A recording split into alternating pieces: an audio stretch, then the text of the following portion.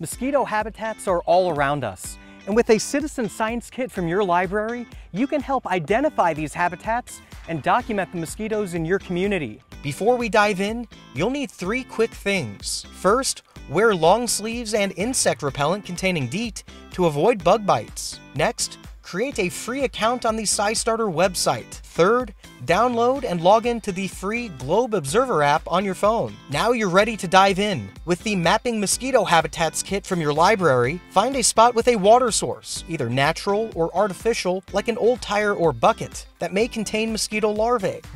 Read through the instructions and snap a photo of the habitat as you begin. Using the supplied container and bulb syringe, take a sample and count the number of mosquito larvae. Select one larva and take a closer look under the kit's magnification tool. Photograph an up-close look of the larva using the magnification tool and your smartphone. Prevent future mosquito breeding at the site by dumping the water if possible. Upload your photos and observations into the Globe Observer app to contribute to the ongoing research. Your research is valuable and will assist scientists tracking the range and spread of mosquitoes and mosquito-borne diseases. Inside your Globe app, there's even more opportunities to explore.